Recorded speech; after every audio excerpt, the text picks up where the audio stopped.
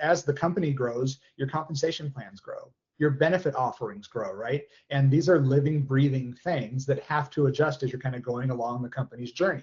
Steve Taylor with Think HR and Insurance Services. We design benefit plans you understand so that your people can actually use them. Hey, today I got Travis Griffith with me. He's a senior HR executive. And when I say HR executive, he's one of the best of the best. I've gotten the pleasure to work with him over the last few years and now as a peer. It's great for me to have conversations with him, and I wanted him to be able to share with you a little bit about his HR career and some of his philosophies that have made him successful over the last 20 years, working with huge companies in media and also in startups, helping them scale their groups. Travis, can you tell everybody a little bit about your history in HR and your career? Sure thing, Steve. Thanks for the warm intro. I started my career in entertainment a number of years ago now, basically handling recruiting and employee relations at Paramount Pictures.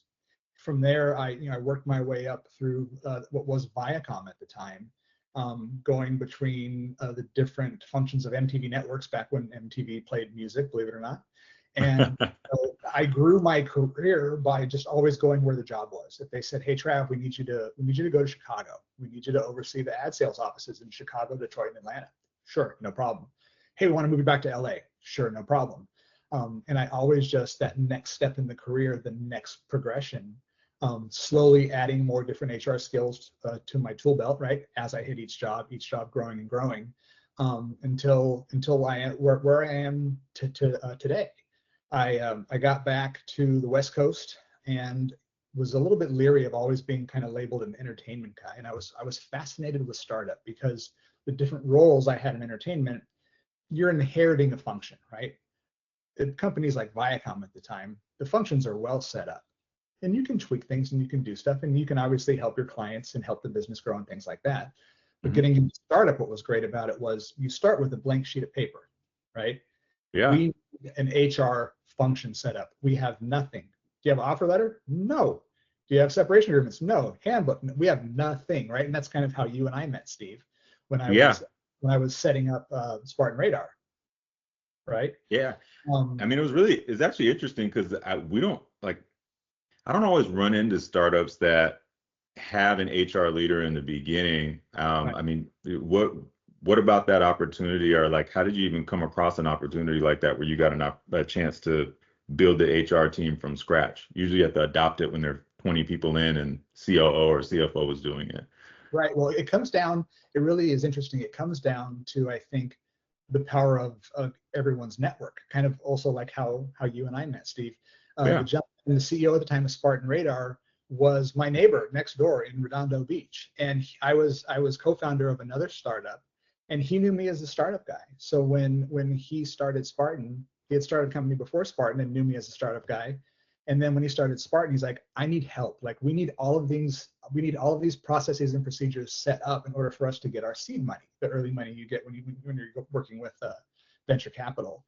And and those investors, they wanted to see that we had a handbook, right? They wanted to see that we could pay people legally, right? They wanted to see all of our T's were crossed and our I's were dotted from that, I guess, for lack of a better expression, that back office experience, the back office administration, right? So Nathan brought me on to set all of that up. Finding office spaces. What was amazing to me about the opportunity was when very early career, when I started at MTV Networks, I worked in the facilities department when I was 20 some years old, and learned about leases and the different things you need to run a building and all that kind of stuff. And then here I am 20 years later, I'm going back to the stuff I learned at MTV in the facilities group, going, I remember this, I know how to do this, right? It was amazing that experience, even after I'd left that function behind, came right back into play. No, I remember when you were actually, because we were going over some of the property insurance pieces, and you had everything. You had your broker already set up in place that you had for real estate. You were able to find the place. You were able to get it in budget. You negotiated a real kick-ass lease agreement too. I mean, so is that kind of like how you started your career, mostly like taking a lot of the tactical things off of other leaders' plates, or I guess like how did you like start off? It was really, anything that they wanted to throw at me. And, if I didn't know how to do it, I could figure it out, right? Well, let me say yes, give me an opportunity, and I'm going to I'm going to take the ball and I'm going to run with it. But I just had to figure it out. And personally, how I learn things, I learn by doing, right? I can sit in the lecture and I can hear things, but for me to really like have it impact me, I need to listen, I need to learn about it, and then I need to do something with it, right? So I need to learn about what we're talking about, but then I need to physically roll it out, right? I need to get out there and walk the floor, right? I need to go through and I need to talk about benefit plans. I need to talk about compensation. I need to talk about recruiting. I need to handle the employer relations issue, right? I need to be the one handling the issue. And that's how I got to do all of this stuff, was just practice, practice, practice. Oh, well, hey, look, I could say some of the things in HR, I don't think HR always gets the most credit for this, but you pretty much have to do a lot of legal, finance, and interpersonal relationship. So that's like a lot of communication. You know, you might even say like a lawyer should probably do some of this. See a lot of JDs in HR now, yes. Well, I mean, so like, I guess, how did you go through that feeling of having to have some like critical conversations or even doing something that you didn't know whether or not you were going to figure it out or not? You didn't go in like just knowing exactly what to do. How did you get over that fear of getting it wrong? So the critical conversations piece, I was very fortunate to have a great mentor who, when I was starting out, would let me sit in on these conversations, difficult personal conversations, uncomfortable conversations. And he would let me sit in there and listen to the things that he said and listen to how the conversations went. And what was so meaningful about it and what was so helpful was afterwards he'd say, like, what'd you think? What did you like about what I said? What did you disagree with that I said? How would you have handled it, right? And that hands-on learning and that willingness to share. And I always think, and I learned this from him, is part of my job as an HR leader is to develop the people on my team, right? That's one of the most important parts about my job, is to give them the opportunities. So when it's time for them to take that next step, that we're ready to hand the baton to them, be it at the company we're currently at, or if it's better for them to get that next thing at another company, good for them, good for them. But one of the main responsibilities I look at of my job, regardless of the type of company I'm at, is developing the team underneath me. Oh, so you're like the people's champ. I love it. Well, one thing that you do is actually that's really amazing. And again, like I've had the fortune of seeing you do is you're able to sit with the executives more as a peer than a typical like HR relationship. You know, I feel like they do lean on you a lot for people decisions and different areas, even when you're at a startup when we work together. So I guess like how did you cultivate that executive presence or even becoming like the right hand for like a CEO? You know, Steve, I think a lot of it just comes down to it's really how I run all aspects of my HR business, right? It's creating that relationship. I think a lot of times some leaders in HR will try to step in, and HR doesn't run the business. HR supports the business. My job is to advise and counsel, right? That's what I do. And what I do with my CEOs is they can tell me anything. They can tell me the worst of the worst. When they're out there in front of the team, they need to present an aura of confidence, right? But they're human. Everyone needs to have their freak out. So I tell them, hey, freak out on me. Say, rant, rave, whatever it is you need, get it out of yourself. You and I will then talk through it. So when we're presenting to the staff, it's a clear, concise message. My job is, like I said, is to advise and counsel. If they take my advice and I'm right, hey, awesome, makes me look good, right? But if they don't take my advice and then it goes south and it turns out I was right, my job also isn't to say, well, I told you so, right? My job is then to help them get through it, and then we will get through it. There's no judgment. I think the CEO role is incredibly lonely, and they need someone where they can actually just kind of, sometimes at the end of the day, right? Because it's always, I mean, everyone's always looking at them. They're always on. There is, when they walk through the door, they're on. And Steve, man, everybody just needs a moment sometimes to just let their hair down or just vent for a moment. And when they vent, sometimes I'll tell them, I'll say, hey, look, are you looking to just vent? Are you just looking for someone to listen? Because I can listen. Are you looking for advice? Are you looking for Wow, that's pretty important. So you like almost slow down because that, I mean, it is hard sometimes, when you're in the room with people, you feel like I should know my role or I should know something like how they want me to respond. But, I think it's also as you get more senior, you realize knowing you don't need to know everything. You just don't. So asking good questions is super important in building the relationship. And it sounds like what you do is you almost ask them when they give you some information, what would you like me to do with that? For sure, right? Because Yeah. sometimes something will just come out, right? And like I said, everyone needs to vent. Everyone needs, you don't want to bottle that stuff inside, right? Everyone needs to get it out. And I'll tell them, I'm like, if you're just looking to vent, I can sit here and listen to you rant and rave, swear, whatever it is you want to do. I can listen to you and you can just get it out. I said, or do you want my opinion?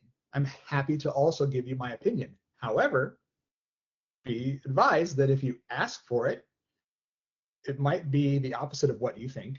You might not agree with it, but it is my honest opinion, right? But I'll always ask that because I know times in my career where I was kind of bleh, right? To either my boss at the time or my wife or whoever. And sometimes you just need to vent, but also sometimes you need that critical voice after you vent to kind of bring you back to where you need to be. Everyone needs the old every once in a while I don't know, kick in the pants, right? But when working with CEOs, it's just knowing that they have that safe space with me that they can say or do anything that they want, and we're going to get through it together. It's a true partnership. It really is. Well, I think you also, before you even take on that role, you almost have to know that like your style and your voice and how you work well.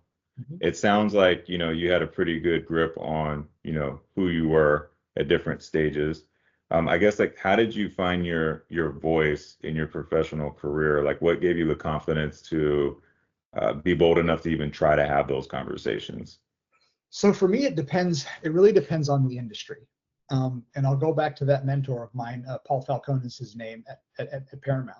And a lot of times when you're dealing with stressful situations at work, and hey, whatever industry the company is, there are stressful things and they are very, very important. But it comes down to perspective. Um, unless you're working at City of Hope, curing cancer, right? Yeah. There's nothing we can't get through, right? Um, that's those real life and death things. Those are the real ones, right? It doesn't mean that whatever we're working on at whatever tech company we're at or whatever entertainment company we're at isn't important, but it's about perspective, right? And it's about just knowing that, hey, no matter what it is, we're going to get through this because, like I said, unless you're at the City of Hope and the Cancer Institute and things like that, we're not talking about life or death. We're talking about very important things. We're talking about a company that provides jobs and livelihoods for people. But knowing that I've got your back, you've got my back, and no matter what, we're going to get through it. For me, that just creates that safe space. I've also always my entire career, I think you probably know, I've always used humor at times when needed, Yeah. to kind of, break the tension a bit. And look, like I said, I don't mean to repeat myself, we're going to get through it. It's going to be okay. Let's both have our fit. Let's have our tantrum, and then let's settle down and get to work and fix whatever it is we need to work on. I love that. I love that. One thing in working together, like at the very beginning, I feel like I get a unique opportunity to like work with you to build some of the infrastructure on certain things like benefits, payroll systems, total comp, all that type of fun stuff.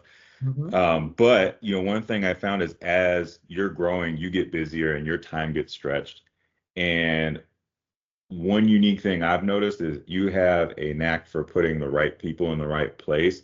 And their qualifications may not all the way seem great on paper, but they always end up really being a great fit for the role. And in the beginning of my company, I had to work with some of these people, and I almost felt like they were almost an extension of working together. And in some ways, no offense, it's like there was an improvement in certain things. It's almost like Mm-hmm. you hired people who were better than you at what it was that you were hiring them for. 100%. The first thing I look for, Steve, is just good quality, kind human beings, right? Okay. Smart. I've hired folks in the past where I've watched them in other roles and I see how good they are at their job. That's someone who, if they're in a customer service role, has paid attention to me and knows things that about me as the customer of their business. And Yeah. that's one I can work with, right? That's someone that's a smart person. I can bring that person in and I can teach them all of the things that they need to know, right? Because I can tell by how seriously they've taken other roles that I've watched them in. But for me, it's all about hiring folks, to your point, who have skill sets that are different than mine, right? And giving those people time to shine, right? Giving them the opportunity, but knowing sometimes, as you will know, I tend to focus very big picture sometimes. When I need to, I can narrow down and focus on the detail, but my brain isn't automatic. I'm not a very just overly detailed person in my professional life or my personal life. So I hire folks who have that, because that helps me, and it also teaches me. I learn from them. They might report into me, but I learn from them. And even with you and I first starting to work together, Steve, you're the subject matter expert, not me. I might be in HR. I might have worked around benefits and things like that, but I'm not a benefits guy. You hire and work with people who are like yourself, like a subject matter expert, and then you let them do their job. You don't micromanage them. You stay out of their way, right? Because if you hire competent professionals to do their job, they will perform. If you hire people with a great potential upside and give them an opportunity, man, they'll shine. They'll thrive. Yeah. And for me, that's really some of the fulfilling parts of this career, is giving someone an opportunity and then watching them absolutely nail it, right? And then they come to you, and especially if they mess something up, right? They come in and it's like they're in a mess, right? And it's like, hey, what did you learn? What did you do wrong? Okay, we're not going to do that again. It's okay to make mistakes. If you're not making mistakes, you're not trying anything new. Now, let's not make the same mistake multiple times. Let's learn from it, right? But knowing that it's a safe space to kind of spread your wings and grow. But for me, it's all about potential, especially with more junior level folks. With senior level hires and things like that, hey, you're the subject matter expert. I'm not going to act like I know way more. Awesome, beautiful, let's go. Because you're the person who, you have the skill set that I don't, that I need, and we're going to complement each other, right? I'm going to learn things from you. You're going to learn things from me. But that's how I feel. Oh man, this is interesting. So this is interesting to me. What are the first few, like, so you make hires, of course, like everyone has great hires, everybody has like bad hires. And after you've done it a few times, you can kind of see it coming from a mile away. What are the first few mistakes that a good hire comes to you with? Or a first few, like, oh man, like I messed up. What's the first few? It's usually when they're trying to do too much, right? It's because they're trying to be that go-getter, to prove to you that they are the person that you hired, and that they can take it on, and that they can grow and they can move fast.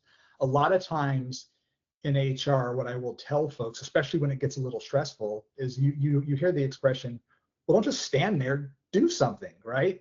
Yeah. I'll tell people, sometimes just stand there. Take a moment, breathe, think. Don't go like your hair's not on fire 24/7. I appreciate the fact you're trying to go above and beyond. However, sometimes you just need to take a beat. Sometimes you just need to take a breath, and that's okay. And what's also okay is to raise your hand and go, I don't know what you're talking about, right? In the startup world, when I got in startup, they're like, hey, Trav, we need you to open up the data room for venture capital and for a potential acquisition. Sure, sounds great. What's a data room? How do I do this? You know what I mean? But you just figure it out. But if you can't just figure it out, raise your hand. I love to teach. I love to mentor. And like I said, I love to watch, pass the baton. And when I see, so-and-so who I worked with as a coordinator, now as the director or VP of HR somewhere, that's just an awesome feeling. It's just an awesome feeling. Man. Okay, so now a little bit more of like another one. So that's the good ones. They usually do come to you. What are the problems that you usually have? The first set of problems with bad hires? They refuse to ask for help. They refuse to admit that they don't know something, and they get themselves in so deep that I can't help them dig out of it, right? I say to folks, just don't let me get caught off guard. You can tell me the worst things. Please don't let me get caught off guard, especially in front of my CEO, right? Things can go completely sideways. As long as I know about it, we can work on it. And it's also about accountability. Everyone screws up. Everyone. I screw up still. Just admit it. Yeah, on me. Take accountability for it, right? the folks that bump their heads in my organizations are the folks who don't take accountability when things go sideways, who refuse to ask for help. And I don't know why they don't, because I tell them flat out, if we're working in person, or even now in the days of hybrid and remote, we need to be talking all day long. If we're not talking multiple times a day, especially as a new hire, something's wrong. And maybe, I don't know if it's bad bosses and previous, or a rough experience with a previous supervisor, but I mean that. Come to me, ask for questions. What do you want to know? And then as we work closer and closer together, usually when I have someone on my team who's kind of like my right hand, they'll know everything that's going on in my desk, everything. Because hey, I don't want to use the hit by the bus analogy, but I could win the lottery. I'm out of here. So they need to know what's going on, right? They need to know what's going on, and then that's how you develop them for their next job. But when I tell folks, come ask me questions, I mean it. I'm not trying to test your knowledge. I'm here to help you. I'm here to help you grow. It's also about, for growing your career, it's exposure. I'm not the only one who's going to go talk to the CEO. If I'm working with someone and they're the subject matter expert, I don't care if they're the director, the VP, or the assistant or coordinator in the office. I'll bring the assistant or the coordinator into the CEO's office with me if they're the one handling the project, or they're the one who has the information the CEO needs. It's exposure to people and projects that gives people real career growth, right? And then the CEO knows, hey, look, I've got great talent there in that HR group. Travis hires great people. That's someone I want working at our company. So, giving your folks exposure to senior leaders is a huge part of the job. They have to earn it, right? But it's a huge growth moment for them. That's interesting, because it also like kind of goes into internally, I think you make great hires.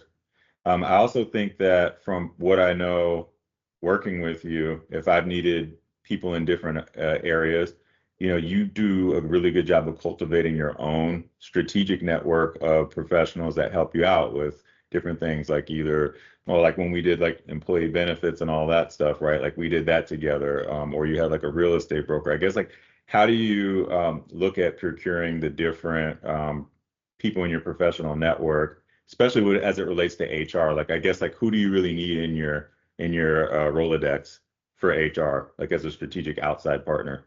Oh, I need all of the folks that I learned from in the past. Regardless of what level I am at currently in my career, I always go back to those former bosses, right? Those former supervisors, especially those who pushed me into areas that I needed to kind of round out my background in, and where I had some insecurities, right? I go out to those folks. I still ask for advice for them. I also talking about the power of the network and who to work with. I go to them and say, who do you know? Who have you worked with? And then if we work together, that name stays with me as wherever I go, right? And what I have found is you never know when something will come up, where it's like when we were spinning up Spartan Radar. It was the CEO, hey, I need a bookkeeper. Do you know someone?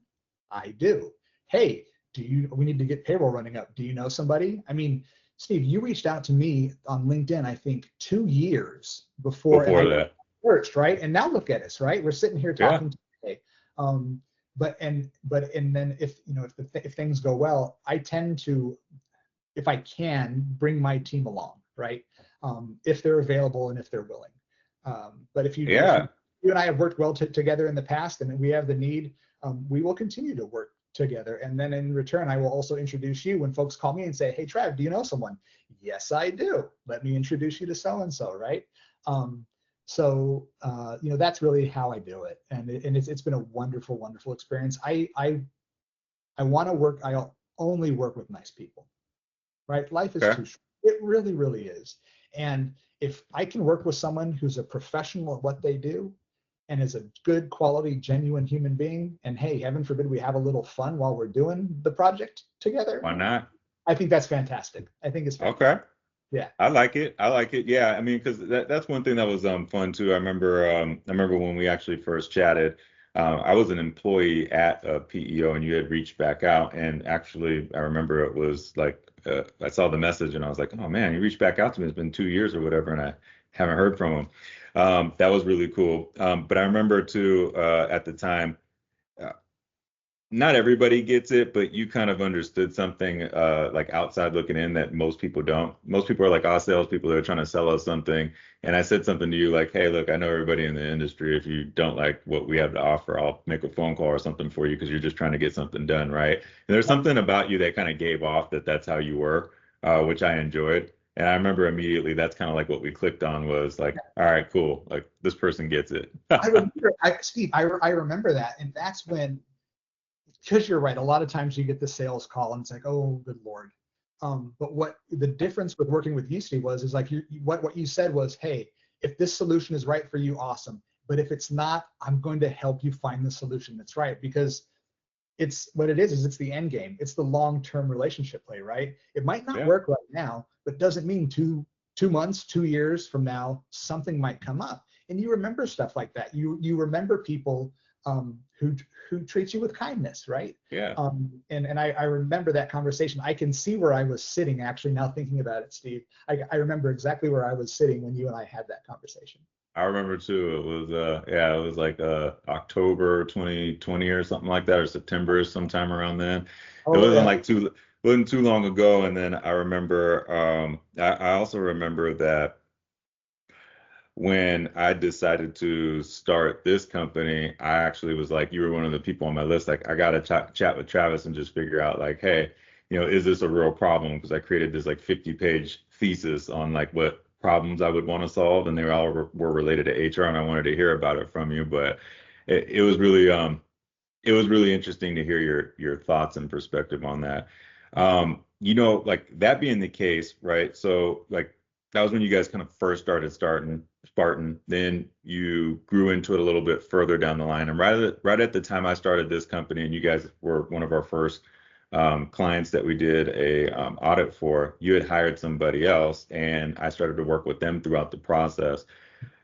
What is some of your process for like passing the baton, especially with some of your relationships? Because I can imagine, like, for me, you told me, hey, you're going to work with this person. I work with that person, and I kept it that way. But I also could imagine some people wanting to go around that person and then just go straight to you. How do you kind of navigate some of those partners? So this is how I set it up, Steve, is if I'm handing off the project to somebody else, when I'm talking to them about it, it's not, hey, you're going to work with so and so. It's no. This is a person that I have a relationship with. They might be a vendor. However, we work with them just like they're an extension of our team, right? Mm-hmm. So you work with them exactly how you would work with someone who is on our team, right? Because I'm a believer in, especially in business relationships, they go a long time, right? Yeah. So I treat folks that I work with on my team the same way, and also, I guess for like the vendors that I work with as well too. We needed your expertise, right? We didn't have your expertise in-house. So when handing it off, this is my friend Steve. He works in this industry and he's going to help us with this. You're going to take point on it. When you have comments, questions, or concerns, you can come to me. You can come to Steve. I'm going to help you with this, but I need you to focus on this. And it's really about setting up that relationship, as they might not be employees of the same company that we are, but they are a member of our team. And to me, that's incredibly important, right? And it sets that relationship up as a partnership instead of adversarial, or someone is working for someone else. We're a team. We're doing this together. This is a person whose help we need. So let's get their help, right? And that's how I felt that through the team, which was really nice and unique, because a lot of people kind of think about it like, oh, okay, look, this is my thing now. This is how I'm going to do it. I'm doing it all these ways. And then you may have a long history of working with the company or whatever it may be. The new person comes in, and you also, like, as the outsider, want to edify and support them. But then, sometimes, like, things can come up. They always do for some reason or another. What are some ways that you also like help people deal with those tough conversations? Because like it might be that, hey, maybe the vendor you're working with isn't working out, or there's something that they don't agree with and they come to you with it, what's some advice that you share with them on like how to navigate that? Because they may not want to disappoint you, but it might not be working out. Right. Well, you know what? It's like, look, tell me what you think. Tell me Yeah. what you're feeling. Are you frustrated? Why are you frustrated? Let's talk it out, right? And then it's not about, especially when people are frustrated and feelings get involved, there's no wrong feelings, right? People can react how they want to react, but it's talking them through that. And then, heaven forbid, nowadays we actually sit in somebody else's shoes and see it from a different perspective. And it's getting folks to see, whenever there's conflict that comes up, or an issue where we're not quite agreeing, is just getting to see that other person's perspective is huge. A lot of times, maybe if it's a junior level employee, they're just not quite understanding it, right? Or you also need to be very aware in terms of communication styles. We communicate so much nowadays over text, over email, even over a screen. The screen is great, but it's not like being in the same room with people, right? And sometimes simple comment that you read has more to do with how you're feeling in the moment, right, than what is actually said. So you got to make sure you're not bringing your own stuff into it, but also assume positive intent. Assume that the person you're working with isn't trying to be a jerk, right? Start with that, and then if they are, then we'll deal with it. But on very rare occasions, people are usually pretty good. But it's walking them through that. It's getting them to see the other perspective, but also, what are we really trying to accomplish here, right? What's the end goal? Let's get to the end goal. And just because this person might not be doing it your way doesn't mean it's the wrong way to go about it. It just means it's different. Heaven forbid, working with people who have different styles than yours, right? What I learned from so many supervisors, what's so important, I think, to do, I've had wonderful supervisors and I've had not so wonderful supervisors, right? And what's so important is it's very important, obviously, you take from the folks that have really invested in you and that you really like. But what's also very important is the folks who maybe were not so great, is, hey, you know what? I'm not going to do that. I'm not going to do that. I've learned that I don't like how that feels, so I'm not going to do that. But then as you grow your career, the best boss, Steve, that was the most impactful for me was one of the toughest bosses I ever had. I didn't like the job when I had it. I didn't think I was being treated fairly. Looking back on it now, in order to round out my HR background and my own professional skill set, it was the job that I most desperately needed. It is the job that I am thankful that I had now. And man, I wish I could go back, because I'd knocked that job out of the park. But it's just being open to learning from people as well, the good and the bad. A lot of the stuff you're not going to want to take, but also just be open to maybe that there's other ways of doing things, right?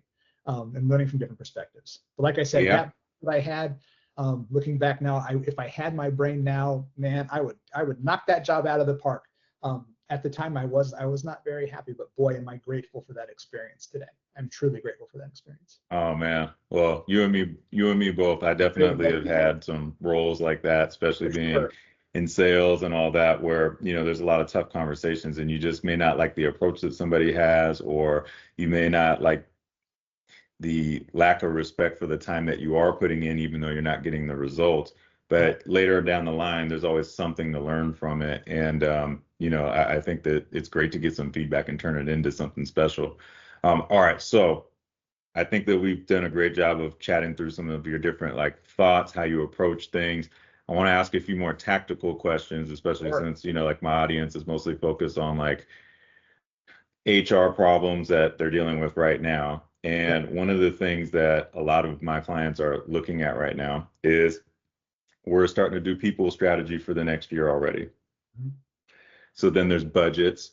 There's, we have to figure out what jobs we're going to increase or decrease, and then also we have to figure out total compensation and rewards. How do we reward the behavior? So what's your approach to creating a ideal total compensation package that keeps highly paid employees at the company? What? I personally am a big fan of the pay transparency laws that have recently, right?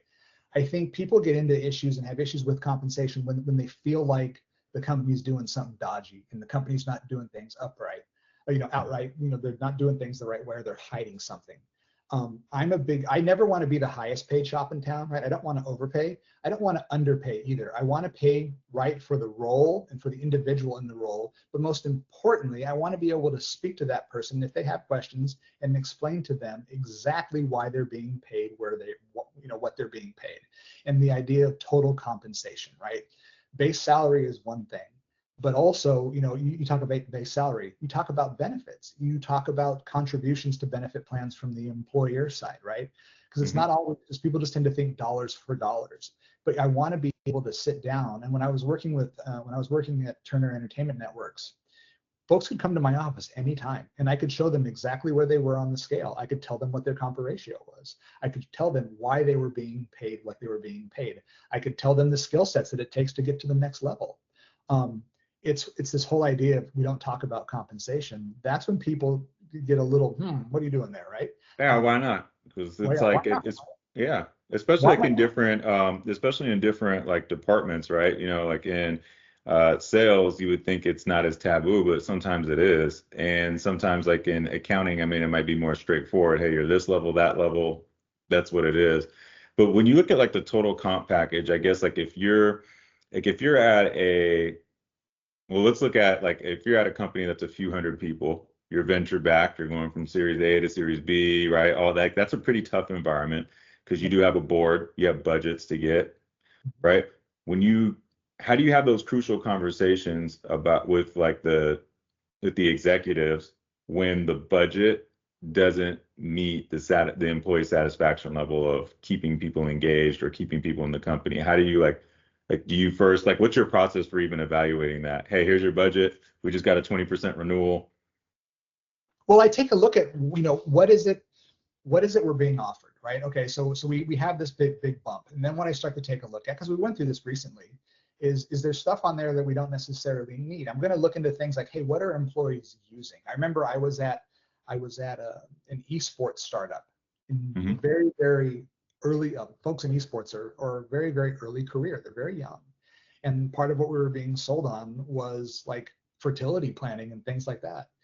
And it was it was a big part of the premium. That's a great benefit. It's wonderful.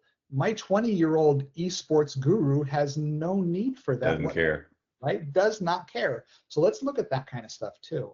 Let's look at, I really don't want to put that burden on our employees, right? So let's look at maybe a tiered level, contribution level. Whereas I remember when I was starting out my career, that's the system that we were on. The more you made, the more you paid for your benefits. And that gave some of the lower level folks just starting out, not making as much money. It cut them, it gave them a bit of a break. But you don't want to be, what is it, penny wise and pound foolish? Yeah. Okay, wow, 15%, that's it. I'm changing these benefits. We're going to go through this kind of stuff. And the cost, the time that it takes, the disruption in your employee's life. What do you mean I have to re-enroll? My spouse is going through this. My child is going through this. I got to get new doctors. The doctors aren't in network. What's the cost? Is it going to disrupt your workforce? Is it going to tick off your A+ players to the point where they're going to go do something else because we change benefits and now the doctor that they go to isn't in network, right? There's other ways. I always look at ways to make up the money somewhere else. Benefits are incredibly important. Why you and I have always stayed in touch, because I tell folks, especially working with more early career people, your benefits aren't for when you get the sniffles and you need a Z-Pack. The benefits are for when you're running at the beach on the weekend and you blow your knee out, you twist your knee and you need major surgery, right? Yeah. That's what they're for. So let's take a look at hey, what is that? What are we getting? Is there things that we can take out? Can we tier our prices? But also, hey, if we do make a big change, you're going to pay a lot of money in people's time rolling out a new benefits plan. You're going to tick off your employee population. And is that really worth it at this junction of the company? Now, we're talking about 3,000 plus people. We're probably going to take a look at it, right? But the smaller startups, things like that, smaller companies, is it really worth it? Let's make sure it's really worth it before we make a drastic change like that. Because what does make it worth it, Travis? What would make it worth it? Because there's scenarios where we'll come into a group and they do get, say, like a high renewal. Fortunately, our clients have never got anything north of 10% on a PEO or open market or anything. But I think that kind of comes from going through that process you just talked about, where it's like, how do they use it, right? Yeah. So like, I guess like, but in a lot of those scenarios, it's been more of the tolerance of the executive. Sometimes saving 10 grand means the world to them. Sometimes it has to be north of 100,000 to even care. Yep. Like I guess, and some people it could be $500,000. They don't care. They're not doing anything, right? So I guess for like for companies, how do you figure out what that number is to make it make sense to make a big change in the middle of a year? I don't know if there, it really depends on what's going on with the company. When I've done it in the past, Steve, it's because, and I don't mind me doing the heavy lifting. I don't mind my team doing the heavy lifting. We'll work harder. I've done it in the past when I could save enough money where I saved somebody's job, Okay. save two people's jobs. When we're talking about tough times and budget crunches and hey, maybe we can't afford so-and-so anymore. Hey, yes, we can because I can save us money here and that's going to save another person's employment, right? Yeah. And that's when I've done it in the past. Also, sometimes you just get, you look at it and hey, we're not getting much bang for our buck. The customer service isn't there. I'm getting a lot of complaints. Then I'm going to make a change, right? But if I'm getting good service and my employees are happy, I'm going to look twice about. I'm going to think twice about doing it. Like I said, unless I'm being pushed for cost savings, and I can look, I'll do the administrative lift. We'll process a lot of invoices, right? We'll go through a lot of paperwork. If it Yeah. saves a job and the company can continue moving forward, I'll do it in a heartbeat. Nice, nice. I mean, and there is like a huge difference too. Like you mentioned, if it's a 3,000 employee company, it could be, millions of dollars potentially.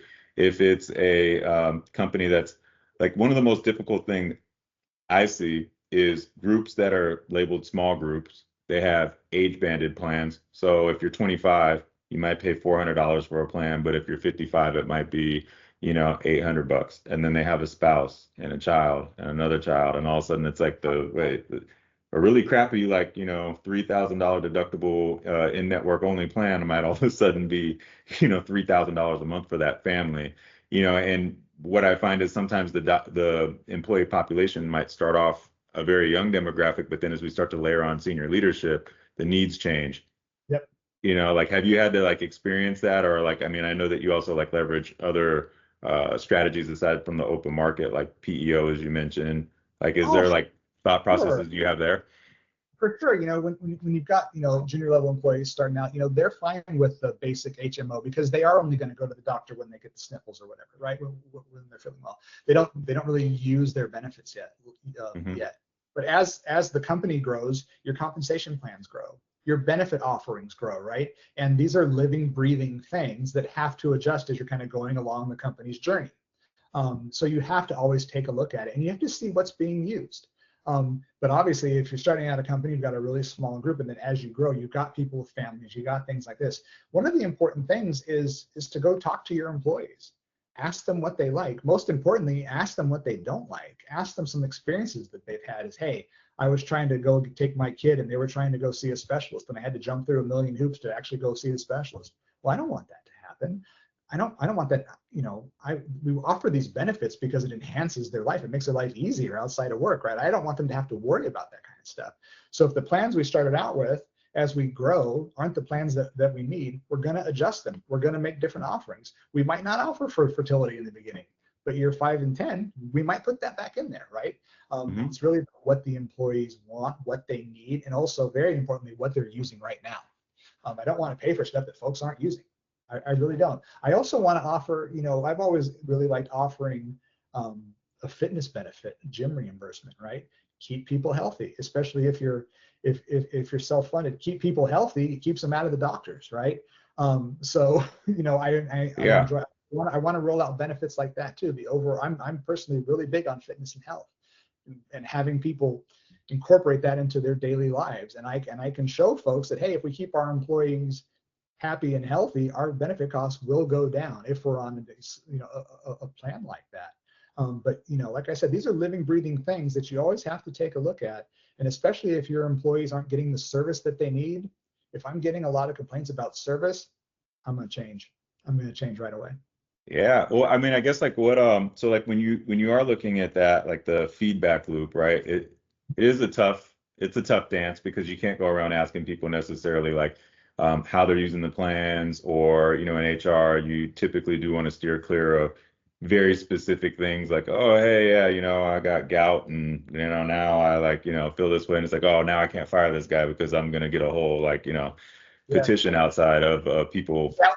Yeah, Defense. is there a way in which, like, especially with self-funded plans, you're responsible for all the claims as a Yep. company, like, is there feedback loops, or do you kind of look to, like, who do you look to for help in figuring that whole grand scheme of what's going to be the best plan? Like, how do you research that, or what do you look for solutions? It's interesting because a lot of times, obviously, you don't want to know personal aspects about people's medical stuff, right? But people will come to you, and Mhm. especially if they view HR just like another department. If it's not the principal's office, right? If it's not the police department, ooh, Yeah. scary.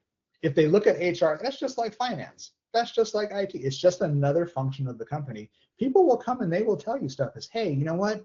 I went and I didn't know my deductible. I thought open enrollment, I thought we started our plans in April. I didn't know that, however, the deductible rolled over in January. What happened with that, right? Mhm.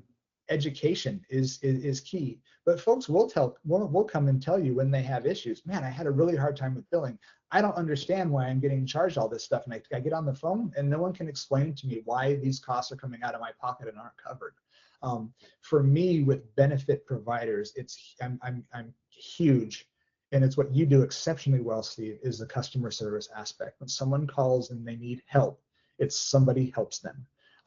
But without getting into their personal information, folks will come and tell us frustrations that they have, or also, hey, that was great. We had, my child had a really big, got hurt playing Friday Night Lights or whatever, and the Mhm. benefits were awesome. Thank you. I've been thanked before. Thank you so much. My family just went through something, and the benefits were fantastic. I really appreciate what the company has done for us here. Right? That Mhm. makes you feel good.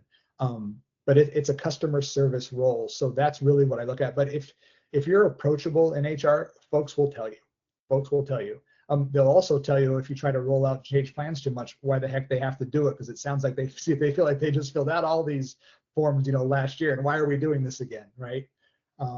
So they will tell you both the good and the bad if you're approachable. It all comes down to how you present yourself as the HR person for your organization. You'll get to hear all the good and the bad if they feel comfortable talking to you. Yeah, because a lot of times, like, I know, like, by the time I get looped into something, usually I feel like most of the time, like, HR might have tried to, like, solve the problem. And then that's kind of where I almost think to myself, like, what could we have done to educate this employee better? And sometimes it's like, hey, they've just never experienced it before Yep. and they just don't know how it works.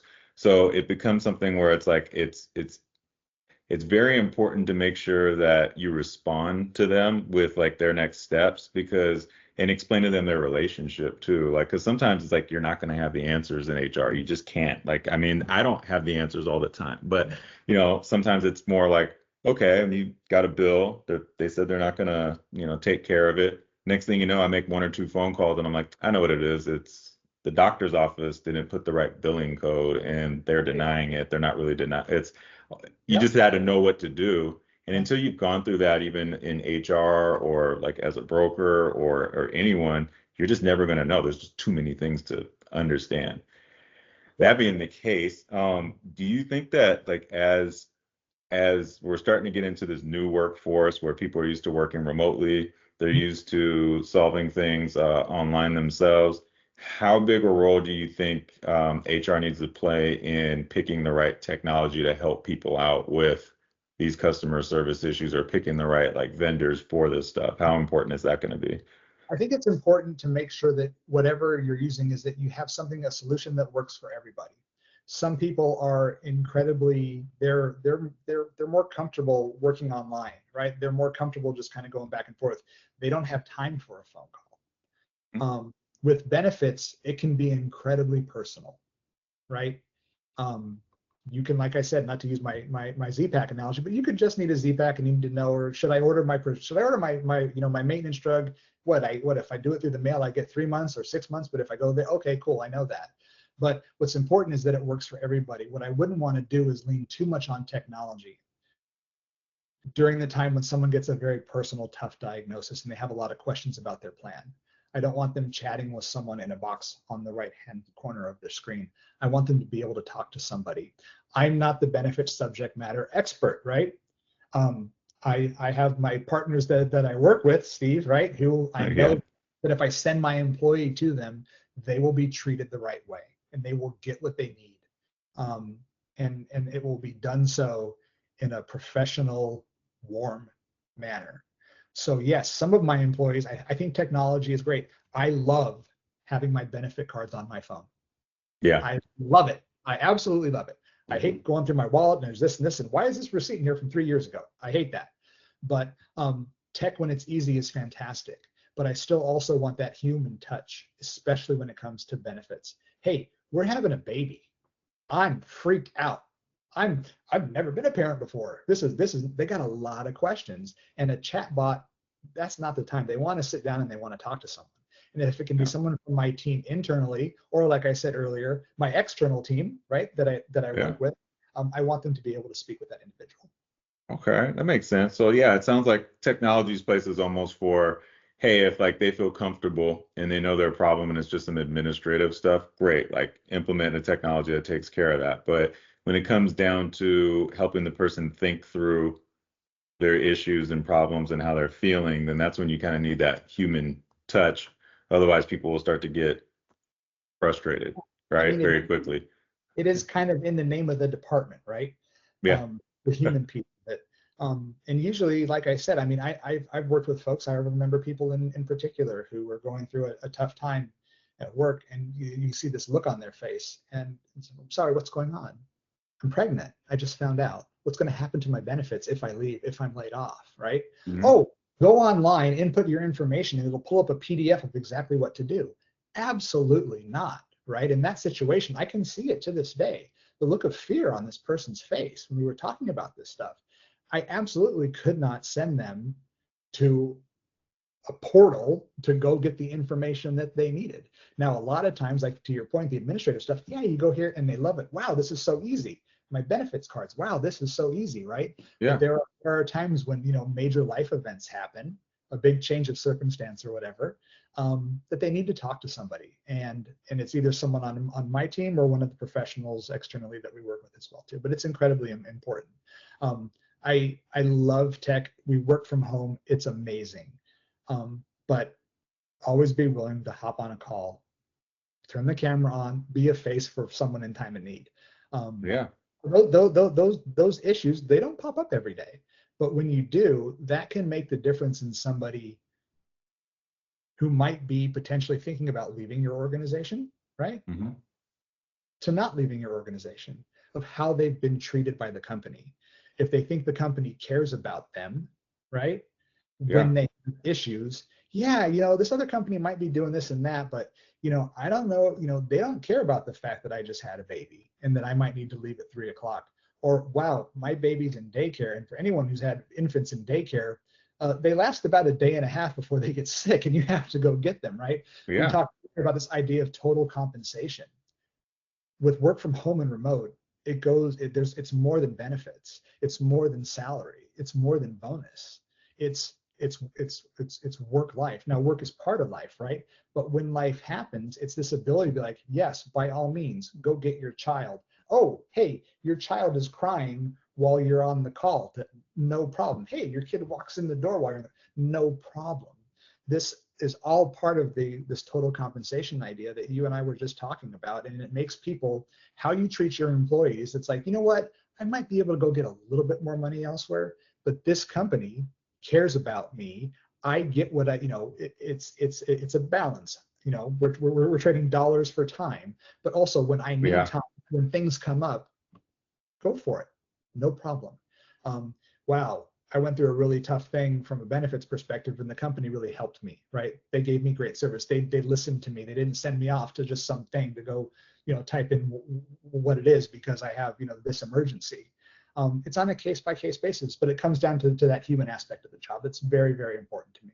Yeah, I believe that's true too. I think one of the things like that is difficult sometimes is like when we do get, say, like employee in dire need of some information, and their experience has been, well, I reached out to the carrier or like I reached out to, like whoever it may be, and they got we'll reach back, we'll respond to you in 24 to 72 hours. It's like, that's just not acceptable. They need to be able to then speak to somebody.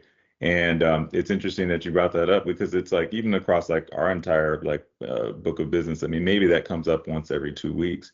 And that's like, hundreds of thousands of people that, like that don't need help every single day, but when they do, they Yeah. gotta, like, they need somebody to talk through on it. And it's really important. It can That's be really cool. Well, it so can, like how much do you think that, oh, I'm sorry, go ahead. no, when those things happen, 20, like you said, 24 to 72 hours, that's frightening for somebody, right? When Yeah. something's going on, or, oh my God, I have to have this big surgery. How am I going to do this? Like, how am I going to pay for it? Right? They don't, it gives them peace of mind. And in all aspects of the employer-employee relationship, whatever you can do to give your employees peace of mind and things that can impact their personal life, you're just going to have happier, more productive employees when they're not worrying about this stuff, when they know someone's there for them. That's great. So it sounds like the employee experience is really what keeps somebody, because I think the original question that we were solving for was, like, what keeps an employee happy with their total compensation package so that they can stay with the company, right? So in a way, it's like a little bit about what's their life experience with this job, or with work. Is it sending me back into my life frustrated and I have to go through a whole bunch of Right. treatment just to even come back, like go through quarantine just to even come back to like my home life without being upset? Or is it a pleasant experience and they're understanding and they support how I'm living? Right. That's like, that can be really impactful. It does, and it's knowing about, hey, am I being paid fairly? Wow, somebody sat down with me and had a conversation. Now, I still might want to make more money in my career, right? Hmm. And if that's the case, I mean, I don't think it should be controversial, but if the next step in somebody's career is somewhere else, we shouldn't try to hold them back. Good for them. If they can get that next step, it's better for them, for them professionally and their family. Congratulations. I'm not going to try to hold somebody back. But if they can sit down and be like, am I being paid fairly? And we can talk to them about this total compensation, and they can be like, wow, okay, it makes sense. They're not hiding anything from All me. right. They understand why I was placed where I was placed in terms of the compensation range. If people understand it and they feel like they've been treated fairly, they don't get mad. They don't necessarily, Oh, unless I just need more money. Then maybe when the headhunter calls or pings them on LinkedIn, they go, no, I'm good. Thanks for reaching out. Right? yeah. But it's like, you know what? I went to HR. We're talking about compensation. And they really didn't share anything, and they really couldn't tell me why I'm being paid what I paid. I'm going to go to salary.com and I'm going to look at my salary, and I'm being drastically underpaid. And then because that experience with HR wasn't the positive one, they didn't feel like they were treated with dignity and respect, they're going to Yeah. take that LinkedIn invite, right? Like I said, they might still look at their compensation and be like, I think I should be making more. And then if you can go get it, congratulations. If it's great for your career, that is fantastic. I wish you well. I hope we cross paths one day again.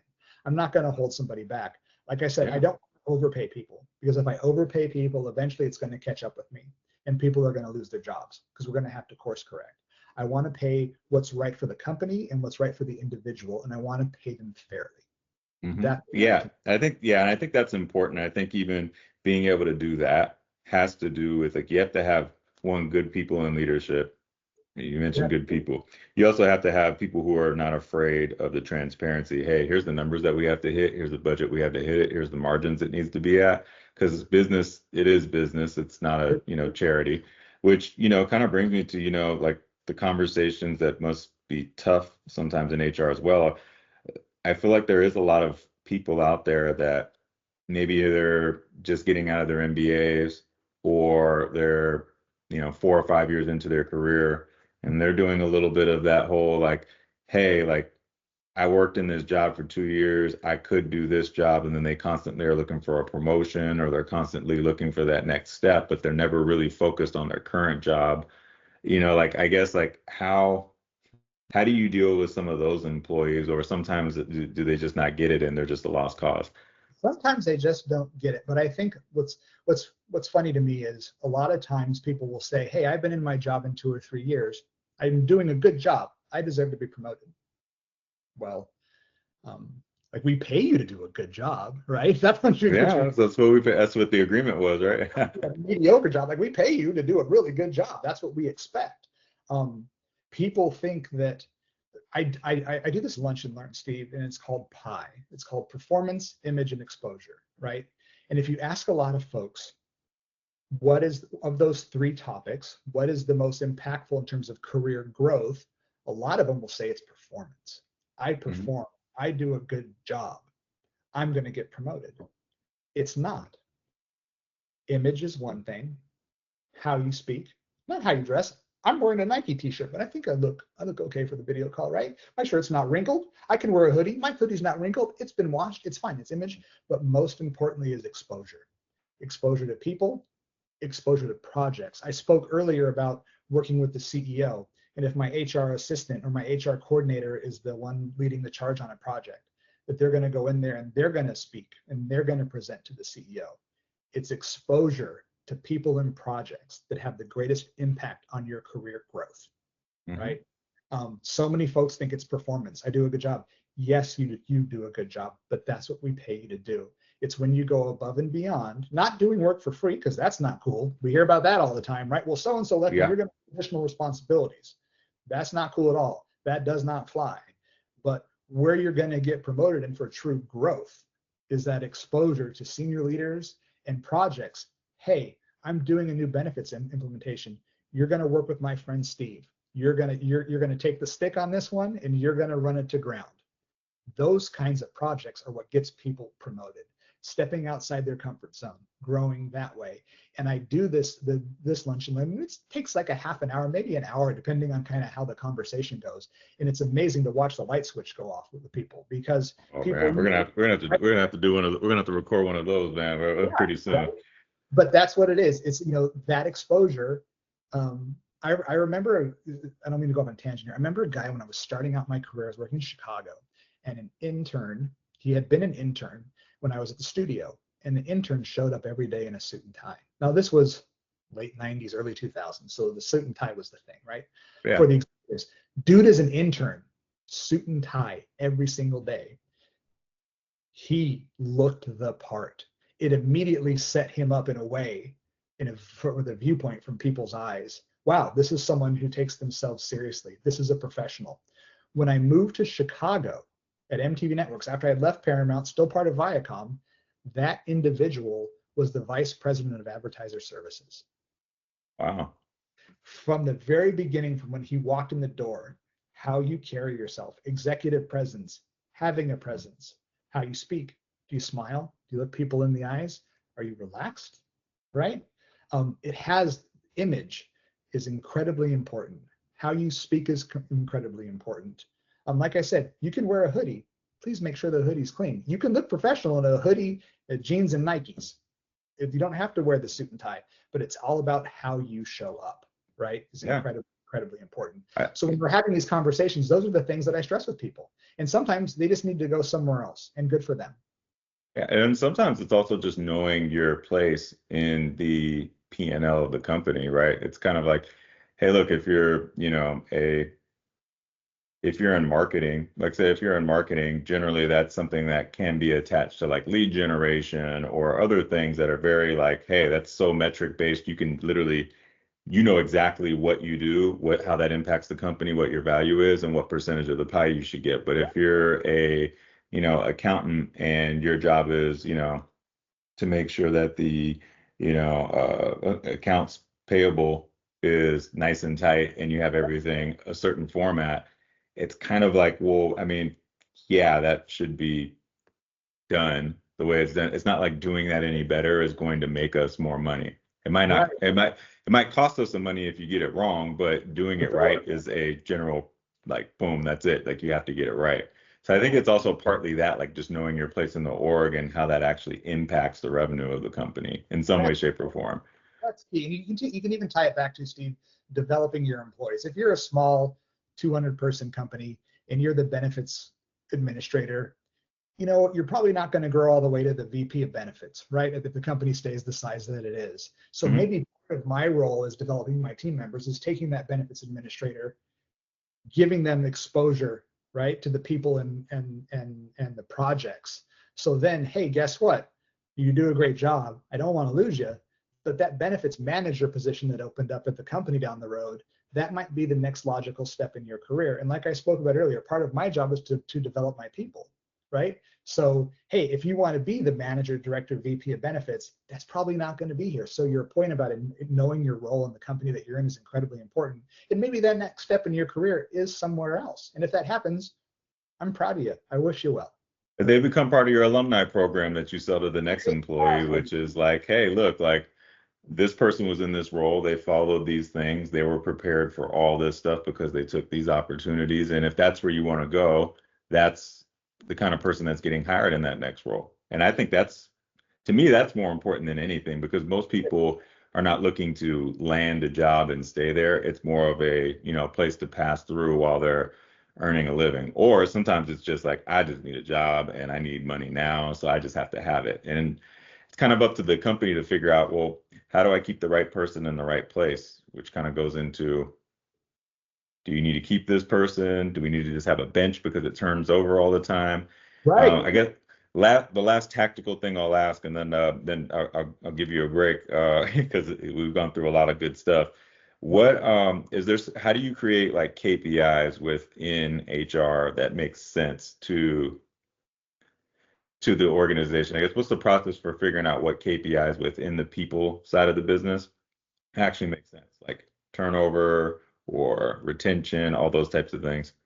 Well, you always want to keep your eye on those types of things. But for me, turnover, retention, strategic workforce planning are really about, making sure you have the right people in the right roles at the right time for the organization, right? So many times we can look at KPIs and we can look at our turnover and things like that. Wow, we have really low turnover. When I was at Turner, we had a network operations group, a master control group. Turnover was incredibly low. From a KPI perspective, it looked fantastic. Wow, no turnover in this role. They've been here for years. Huge problem in that those employees who had been here for years were about to retire, right? Yeah, And with no backup. there was no backup. We had no training program to bring in new master control operators.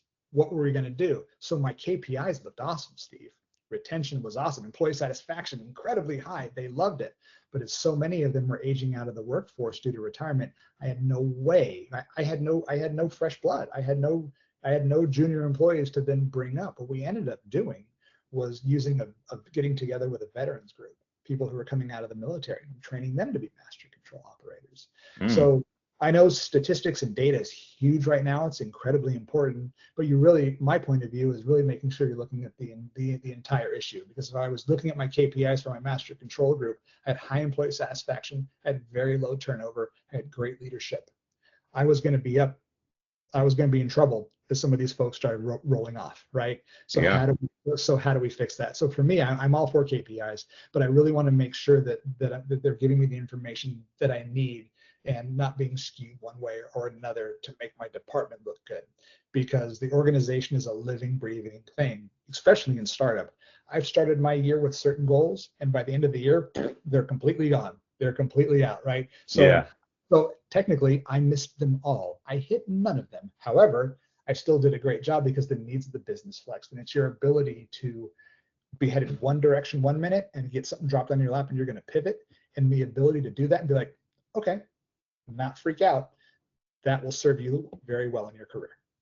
Man, Travis, thank you so much. This was incredibly helpful for not only like myself, but anybody that's looking to get into HR.